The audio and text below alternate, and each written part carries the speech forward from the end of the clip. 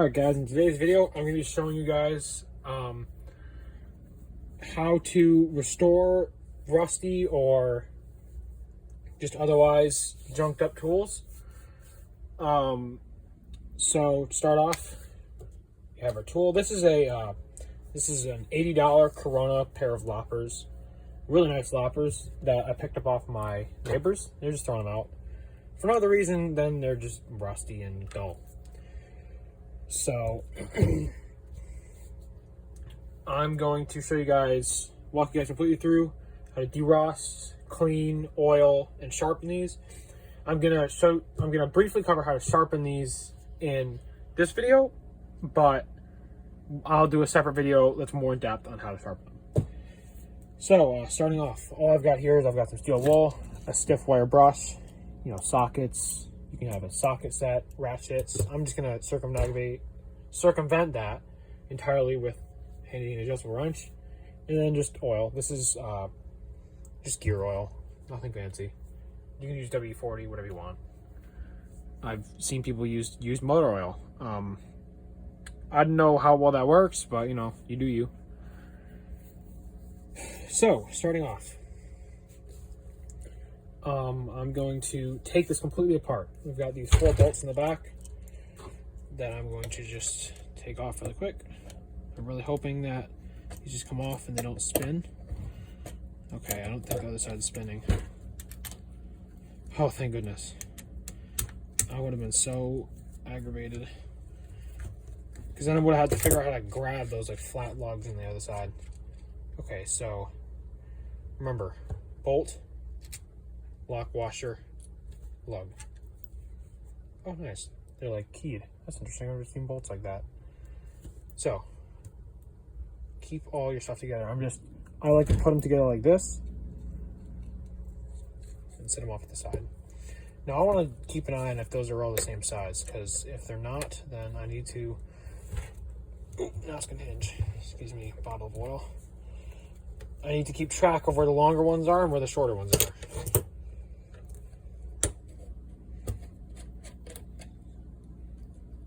Let's see here.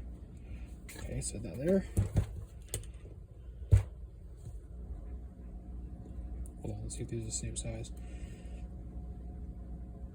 Those two are the same size.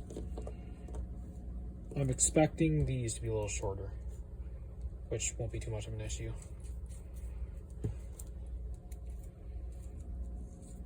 Not at all.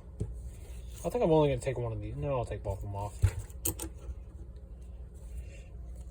The best part about doing YouTube videos and stuff like this, when I take stuff apart on video, is that if I forget how to put it back together, I can just look at the video, because everything is on video.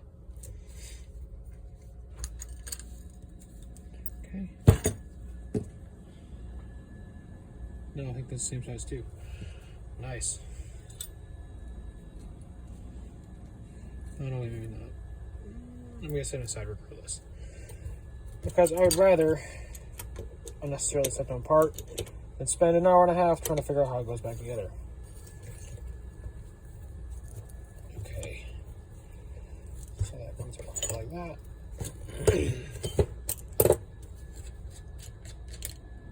Okay.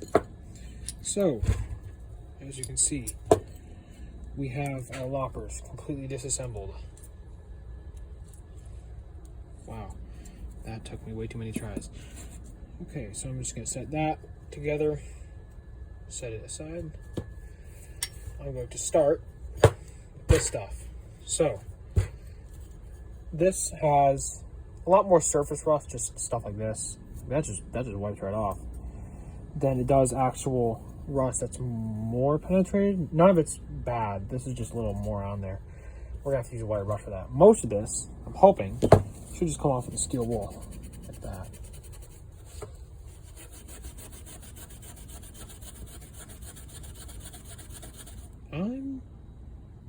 Please hold for a moment. I'm going to go grab a respirator. Okay, guys, I'm back with a respirator. This respirator is probably way overkill, but I don't have anything else, and I'd rather have too much protection than not enough, because I like my lungs. Anyway, go like this. You can already see it's starting to come off. So we're just going to do this for a while.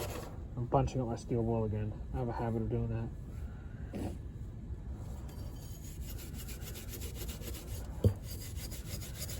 Okay. You guys can go ahead and fast forward this part if you want. I'm just going to leave it in. For just like a complete video. That way, if anyone needs like an intermittent step or something, it's here. I'd rather give you guys too much information than not enough.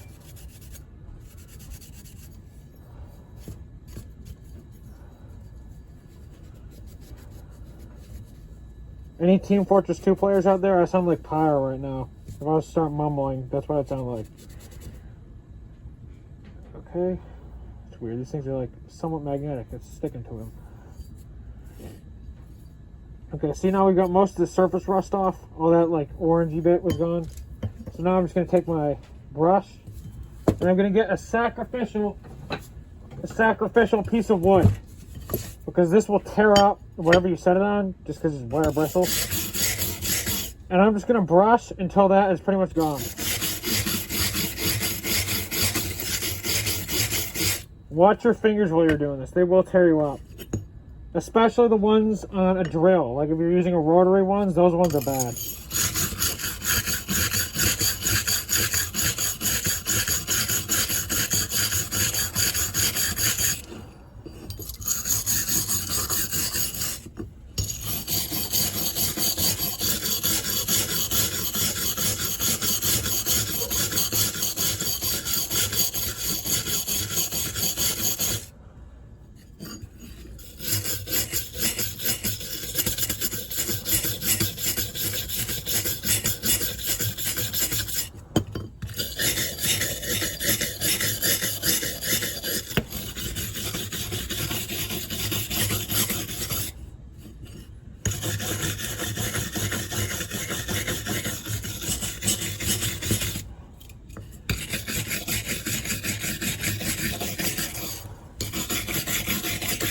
So slowly but surely, it's coming off.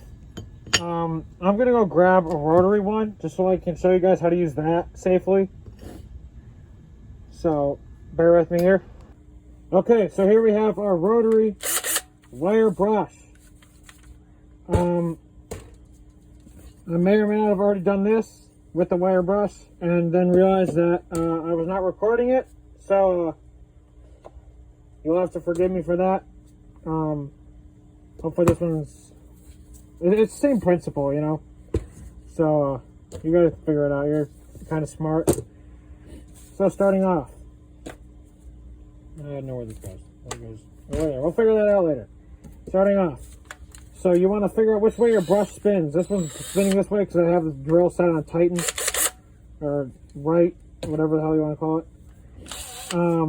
And sacrificial piece of wood. Because see this little...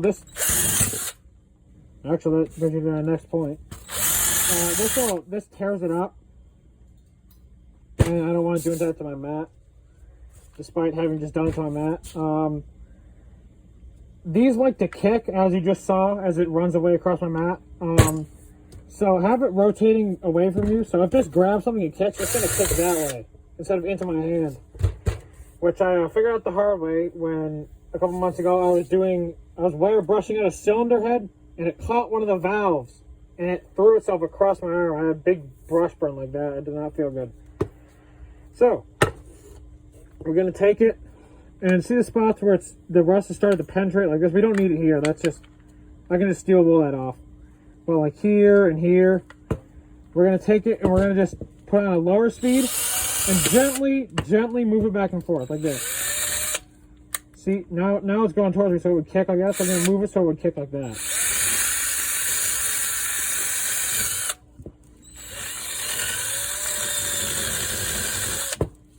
Hang on, I gotta figure out how I'm gonna show you this.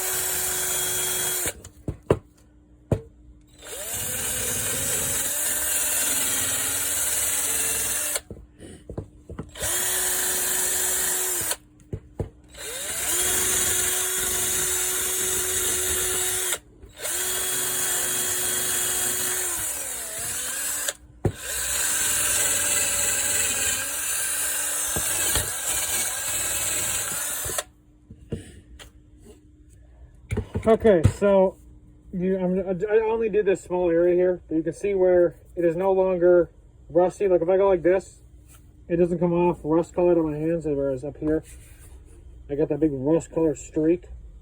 Make sure I got that in camera. There's always gonna be this staining. You can't get that off, not the way I'm doing it. But it'll restore your tool. It'll make it look better. I'm aware that there's probably way easier and more professional ways to do this, but frankly, that's not what we do here. I don't have the money for fancy tools like that. I like to do stuff myself. If you want your tools professionally restored to a professional mirror finish, fresh out of the factory style, take them to a professional tool restorer, or whatever you call that. And I'm going to take my respirator off so you guys can actually hear me. But, because I'm sure some guy with an electrolysis tank and $30,000 worth of equipment and chemical baths and everything can make this thing look better than new out of the factory. But frankly, I know 90% of you people don't want to pay double the price of this piece of equipment to restore it, or whatever your equipment is. I'm sure all of you don't have this. And I like to put these videos on YouTube where we do it the simple way, the cheap way, the do-it-yourself way, so you guys can go ahead and do that yourself. Because there's plenty of videos on YouTube where you can go on, you can see some guy with $30,000 worth of equipment do this in 15 minutes and make it look 15 times better than this. But I don't see the value in that, because I guarantee of all you people on my channel, all 134 of you at this point, all my subscribers, I'd like to see if, you know what, drop it down in the comment down below. How many of you have a professional electrolysis tank at home, or just an electrolysis tank at all, or anything that you could professionally do this with? I would be willing to bet not many, if any. So that's why I like to do this. That's the point of my channel. I do it the easy way, the quick way, the simple way, the cheap way, so you guys can do it too. Anyway, so now that I've done that, I'm going to do it to the rest of this and the rest of this. I will time lapse that for you guys, because I guarantee you guys don't want to watch me sit here for the next half hour wire brushing things. And I'll put it in the time lapse and get back to you guys once I'm all done with that.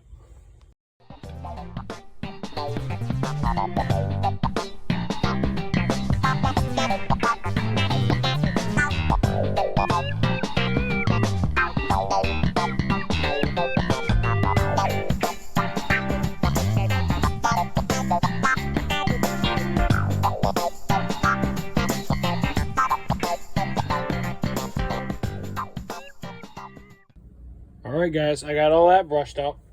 Now for the last bit of brushing we're going to have to do is we still have our bolts here that are a little rusty. So I'm just going to take those, put them in a pair of pliers like this, and just brush the head off.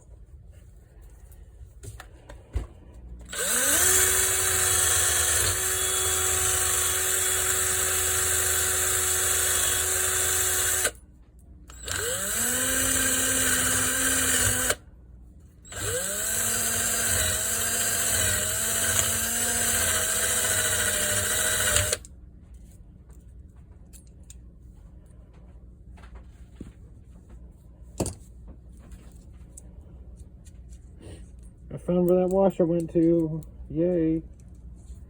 Only took me 20 minutes. Okay, 2 more.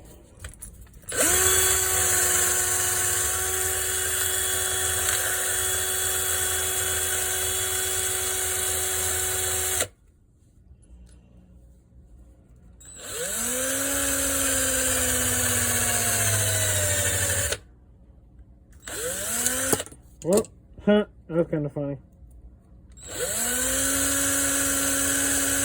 Guess I'm doing with this with my hands. Do as I do, not as I... No. Do as I say, not as I do. Well.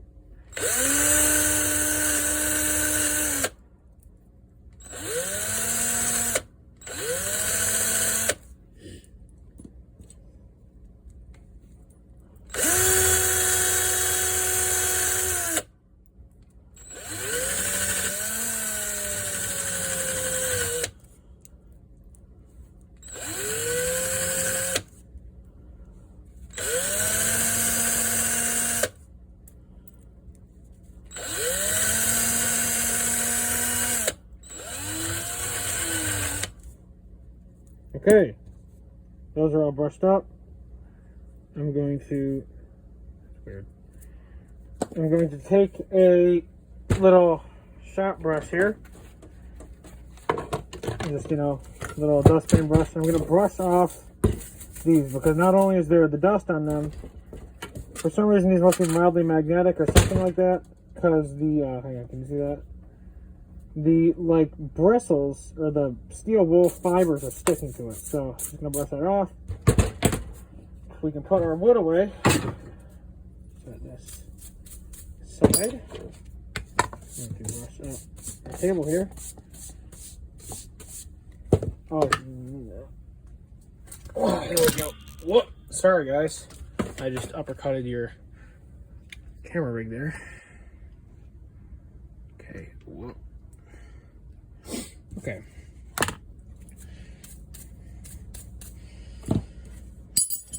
It's like cooking. They say cook as you clean, cook as you work. Or no. Yeah, cook as you work too. God, it is too late for this. Clean as you work too. Okay. You can cook as you work too. You can figure out how to do that. I'm all for it. Okay. So we have all our parts now. What I'm going to do is I'm going to take, I'm going to set these up. That fell over. Okay, so I'm going to take a little bit of gear oil and a paper towel. And I'm going to set the paper towel aside. And I'm going to run a thin line. I have to prime this. I love this oil can. I got this at a, wow, okay. I would have run a thin line of oil if I didn't just blast it all over the thing. Okay, so I'm going to take our gear oil and I'm going to spread it all over the piece. This will help protect it from rust and from moisture in the future. So hopefully this doesn't end up all rusty again. Get some off the front there. And you guys can use this with a paper towel. I'm just doing it with my finger because why not?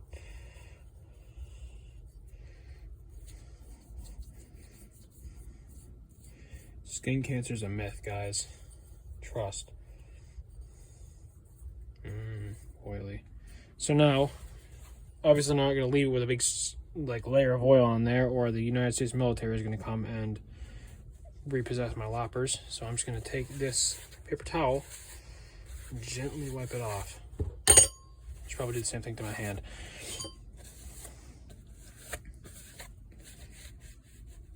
Wipe it off like so. And that will still leave that thin film of oil on there. I can feel it like that. So there's still a film on there, enough to protect it. But it's not going to be oily to the touch. Not that I would know, considering everything I touch feels oily right now. But actually, with this little piece, I can use what's left on the paper towel to oil it.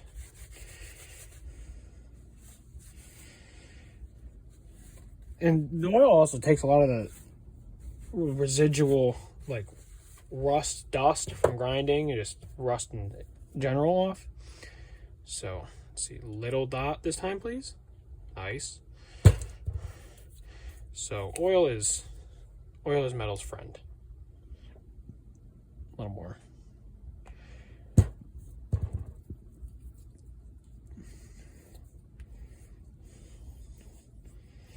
For really little jobs, I like to use this. I got this at an estate sale, and it is the smallest little oil can I've ever seen. I got it for, I think, 50 cents, and I love it.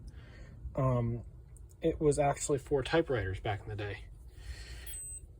And something's beeping. Okay. Ignore mysterious beeping noise in my basement. I don't know what that is, and I'm not going to find out. Not now, at least. I'll have to figure out what that is later. Okay, so, yeah, see now my hands are oily and I can't hold anything. So, that's oiled. Set that aside. Let's see if I can do the thin line thing I was trying to tell you guys about. There we go. Now it's okay. Maybe it's a series of thin dots. That works too. Wow. Okay. Okay. Fine motor control is not working that great this evening. Don't worry about it, guys. I'm fine. Scoop that up. It's dripping. Stop dripping away. Again, I've seen people use motor oil for this, WD-40, vegetable oil in some cases. I don't know why you'd use vegetable oil, but you know, it works. If it ain't broke. See here, we'll wipe it down. And we might have enough oil between the rag, what's on my finger, what's on my mat here to do the last bit here. So let's see. Looks like it. Let's get that in there. And you can see the metal gets like brighter when you put the oil on, so that helps. That helps you tell where there's oil and where there's not. Okay. Now, oh, I have an excuse to use my little one, my little oil bottle. I'm going to put a little dot on each head.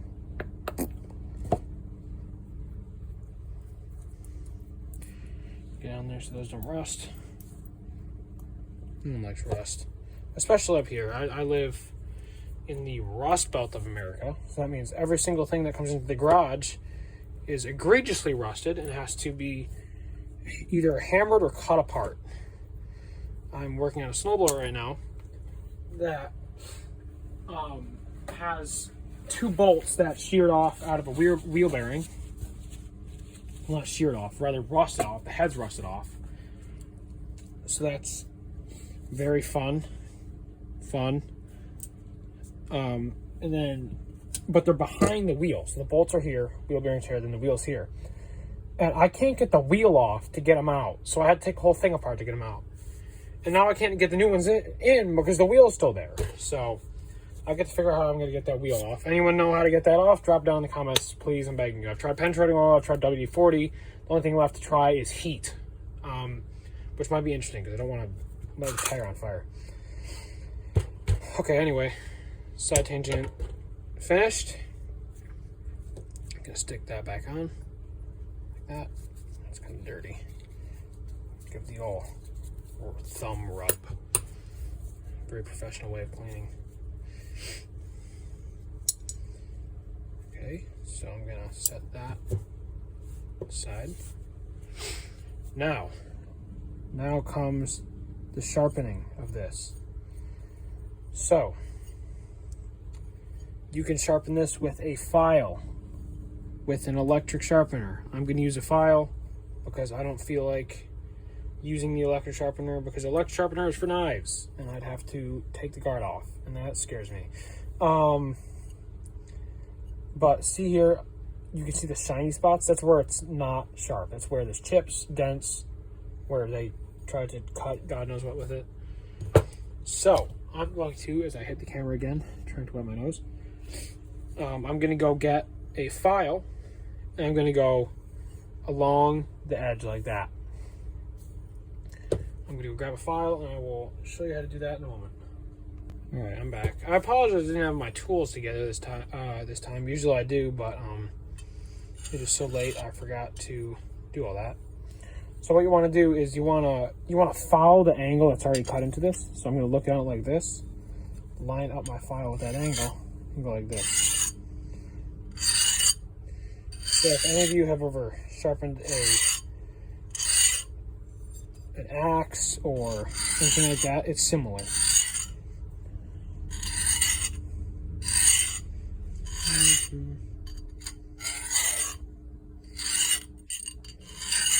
And I'm just going to keep doing that until it is sharp. So I'm not going to bore you with that. So I'm going to go ahead and I'm going to make the video in depth about how to sharpen it. Or sharpen things. And I will get back to you once I'm doing that. or done doing that. All right, guys, I'm back. I got it all sharpened. I ended up roughing it out with the file and then getting out my electric sharpener because there's some really bad chips in there that it would have taken me hours to do with the file. So I decided to just get out the sharpener. But you can see we've got a really nice edge there now. No more slight shiny spot. That's that one chip. I still couldn't get out, but much less shiny spots. It doesn't have to be a perfect edge. It is just cutting sticks. So now that we have everything oiled, sharpened, derusted, etc., I'm going to, you don't have to do this, I just want to make them look nice. I'm going to get a roll of paper towels and Windex, and I'm going to clean the handles and see if I can get some of that dirt off.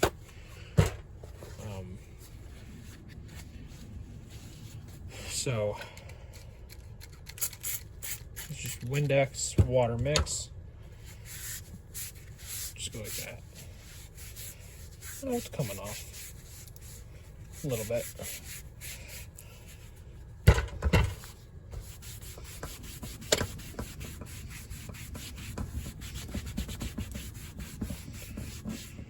Oh yeah.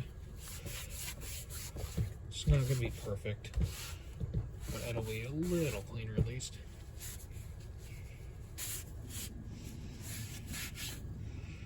Yeah, slight difference. You know, can't hurt. Cover my paper towels.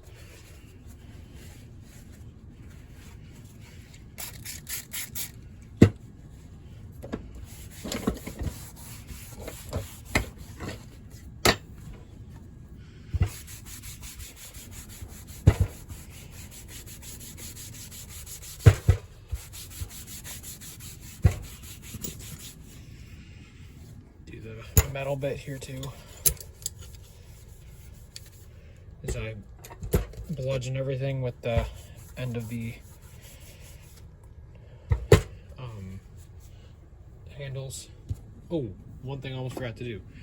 We sharpened this edge, so there is no more oil on it. So, to keep it from rusting, I'm gonna just go like that. Go like this. Careful when you're doing this, don't cut your finger. Wipe down like that instead of up like that. Same thing when you're like wiping off a knife on your pants or something, which you shouldn't really do, but wipe like this instead of like this, because this way you're gonna cut into your pants. So wipe like that instead of your pants like this. Okay, everything's cleaned, oiled, all that. Time to reassemble. So, remember how our bolts went together? We had our like that. Like, hold on. Let's see. Can I remember how these went together? It is the next day, so or am I gonna have to go back and watch the video? I'm gonna have to go back and watch the video. Hold on.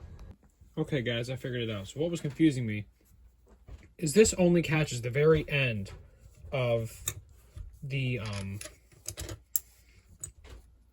like the flat part on the bolt, as opposed to catching closer to the head, which I was expecting it to.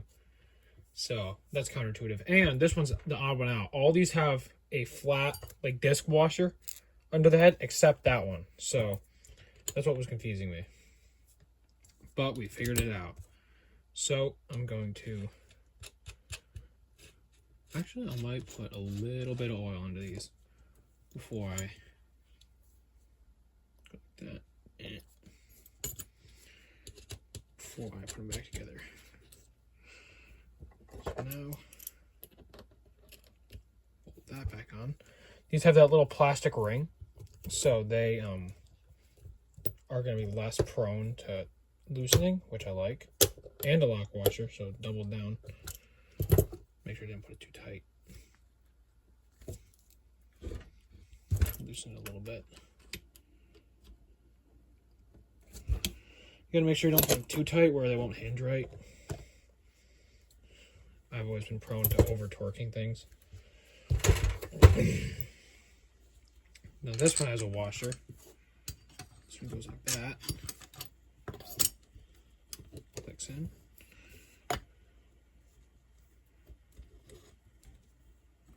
Right.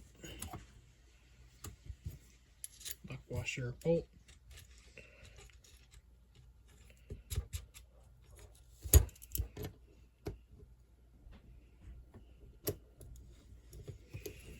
This one wants to turn because here we go. Okay, there. Wow, this is probably one of the most problematic tools I've ever worked on. What? Hello?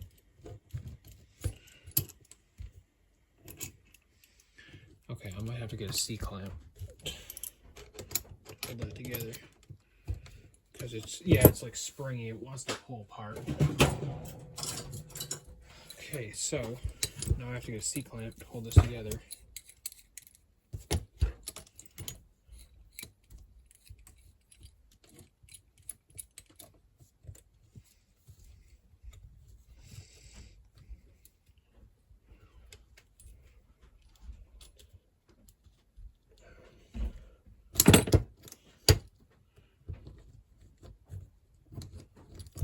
Wow, I'm actually gonna lose it.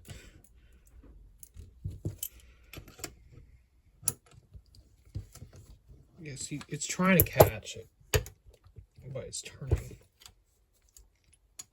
There we go, it just caught. Heard it click.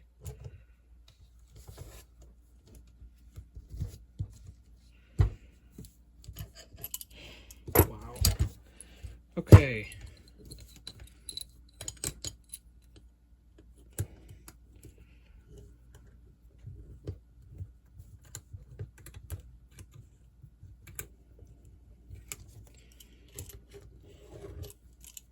There's no way.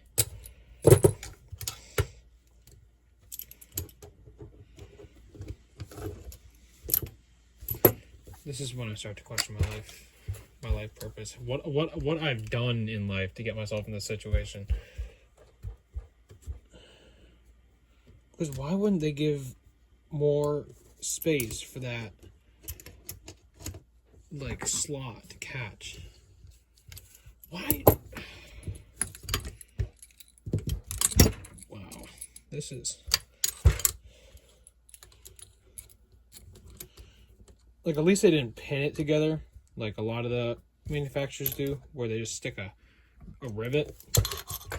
They have to cut apart, but they could have given us a little more space to work with on that, like, catch. Maybe it's in enough now. Okay, we got it in enough. Hopefully all the other ones aren't going to be like that. And now my adjustable wrench is sneaking open. Now it's too tight. Back it off a little bit.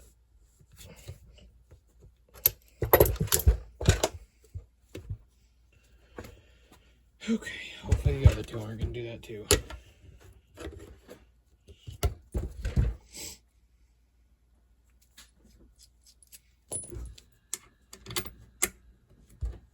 Okay.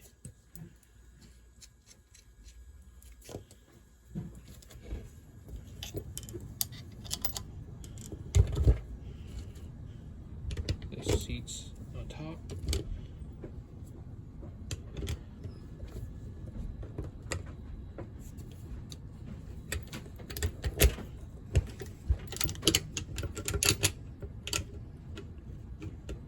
These seat. You two.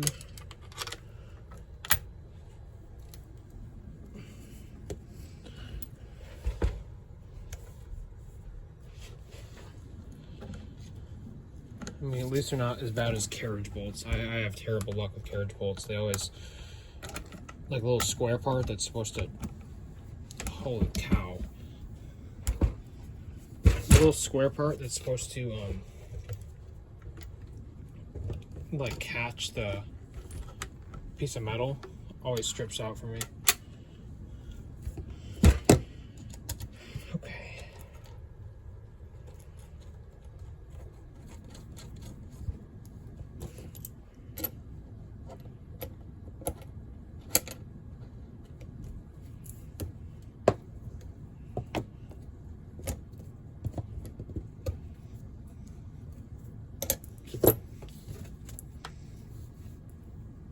Last one.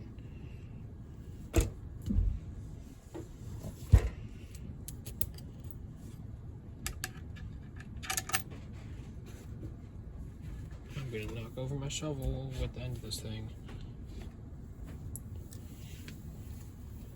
This isn't the biggest tool I've ever tried to fix. Like, I don't know if I put that video out yet. I don't think I did. But I did a video where I tried to, or not tried to, I did re-edge a shovel that had worn its tip off. And that thing was really long, but it wasn't this problematic. So this is probably the most annoying tool I've worked on, these bolts. But you know, it's a free $80 tool, so why wouldn't I? Okay. Again, with the knocking everything off my desk with the long handles. There you go. Let's see. I think I have a stick under my desk here. Let's see if it works.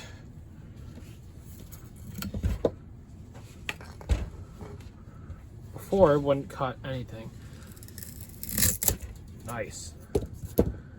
All right, there you go.